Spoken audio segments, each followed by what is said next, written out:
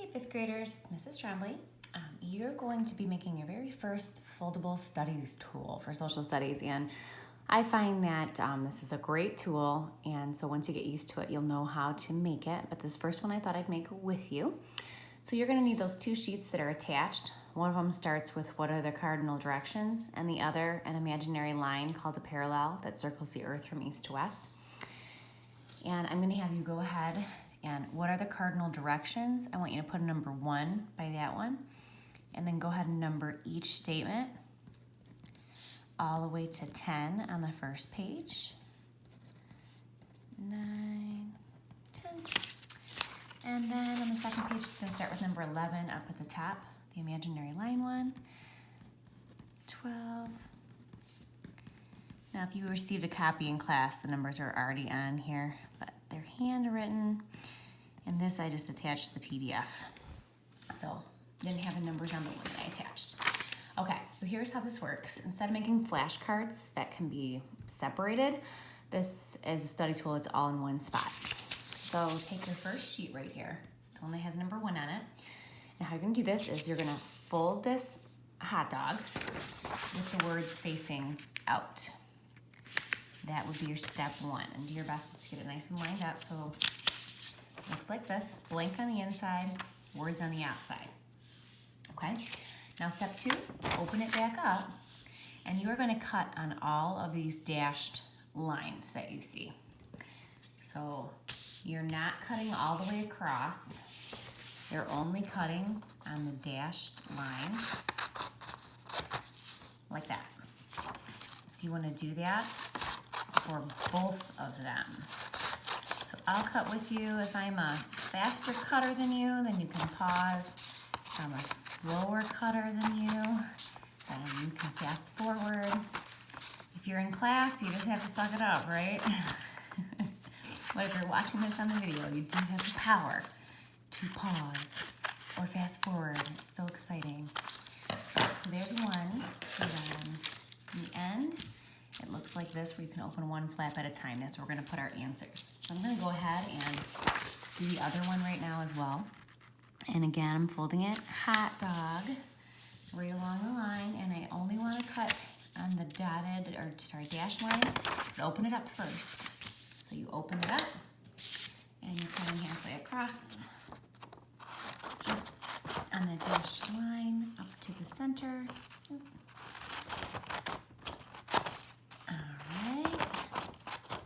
We'll get there. And this is what you'll go over. These are the types of questions you're going to see on your social studies assessment for chapter 1. And we'll do this for each chapter. I think you will find that you really like this study tool. It's very helpful. Okay, so then at the end, we can fold all these flaps back over, and we'll write the answers on the inside. Okay, so let's get to it. I'm going to put the number 1 in front of me, and we can fill out our answers together on this. Okay, if you wanted to, you could go through and see which ones you know, and then press play to make sure you check to make sure that they're right. Okay, so number 1 says, what are the cardinal directions? So inside, when I open up, I'm going to write a number 1, and the cardinal directions are north, south, east, and west, in any order. North, south, east, west, and I put a number 1 just so that I know it matches up. I'm going to close it up. Okay, number 2, over 70% of the Earth's surface is covered by what? So when you open that up, if you said water, you are correct. 70% is a lot. Okay, closing that up. And again, if I'm going too fast, just pause it. What is located at 0 degrees latitude? So 0 degrees latitude, latitude is latitude, right? So what runs horizontally? That would be the equator. So open up 3, write a little number 3. It is the equator. And close it. Number 4 says, what do meridians of longitude show? Okay, so longitude, those are vertical, right? Those are the ones that run from north to south. And what do they show? They show how far east or west a place is. So These lines are set from north to south, but when you're trying to read them, it shows how far to the east or to the west something is. So open it up for number 4. How far east or west a place is.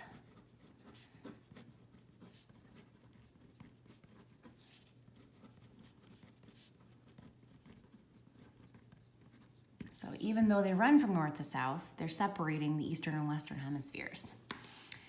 Right, where does a delta form for number 5? It forms at the mouth of a river.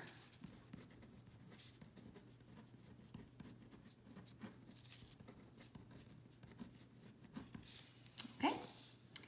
Number 6, hopefully these questions are sounding familiar. There are a lot of them that we answered in your packet as we went along. All right, list the 3 largest countries from largest to smallest. Okay. So the first largest, do you remember? It's Russia. The second largest, Canada.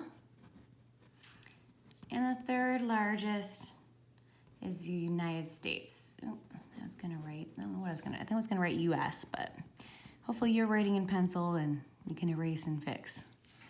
Pencil's too light for this, for me, for you to be able to see. Okay, number 7, how have rivers and lakes helped, that should be P, helped the US to become wealthy? Okay, so what did these waterways do? Well, they provided routes for ships, imports and exports, right? And they provide power for industry. So we can make those products to ship. Okay, number 8, what is the study of our physical surroundings and how humans interact with it? That would be geography. So we'll open up for number 8, geography. Okay, number 9, what describes aspects of weather that are measured over time in an area? So we're not talking about like what's the weather like today. It's over time, like example, our seasons that we have.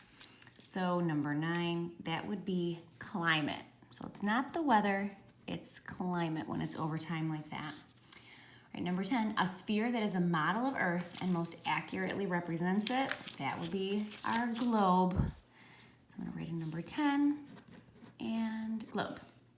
Okay, your first one's all set. We're gonna do this with one more. Now you know the routine. So get this other set in front of you. And number 1 over here, sorry, number 11, not number 1.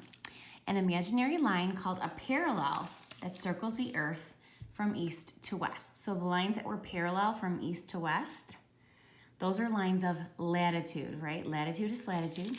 So open up number 11, and we're gonna write latitude. Number 12, an imaginary line called a meridian that runs from the North Pole to the South Pole, so north to south. That's the opposite of latitude, that's longitude. So open up number 12, close number 11. I'm gonna write a 12, and longitude. Nope, it didn't quite come out, there we go. Okay, number 13, a word that names a landform or body of water, like bay or island. So we're not talking about a specific bay or a specific island, it's just a word that names the general term. So that's a geographic term for number 13. Number 13 is geographic term. Okay, a part of Earth's surface that is a landmass or body of water. Example, Rocky Mountains or Mississippi River. Now that's very similar to 13, but we're talking about specific things here. And for number 14, that would be a physical feature. Physical feature. So we're being more specific with that. Physical feature. Okay, number 15, a tool used for finding directions by first finding north.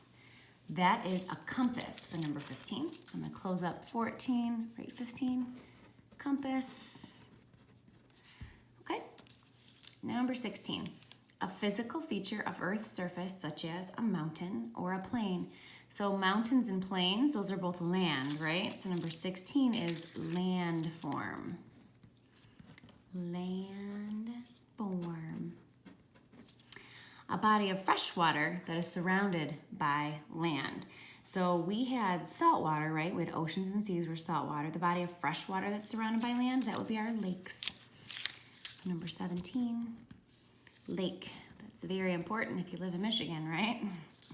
Okay, lines of latitude. So latitude, flatitude, run blank and blank. So what are our cardinal direction words we're looking for? East and west, or west and east, it doesn't matter. So east and west. Oh, that's my fancy and sign. If you want to write the word and, it's fine. Or if you just want to put east, comma, west, that's fine too. All right, and lines of longitude run north and south. So longitude, straight up and down. 19, oh, my pen just jumped out of my hand. Did you see it? All right, north and south.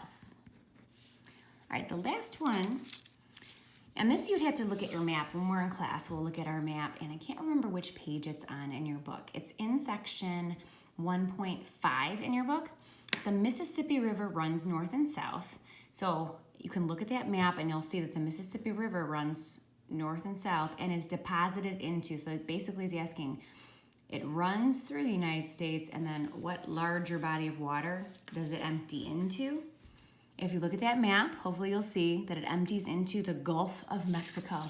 So open it up, right on number 20, Gulf of Mexico.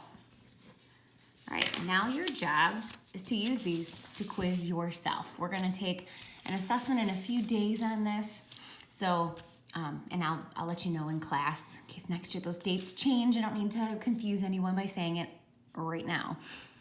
But in a few days, you'll have an assessment on this. So what you would do is you would say, what are the cardinal directions? And before you open it up, you say, I think it's north, south, east, and west. And you open it up and you see that. Oh, I'm right.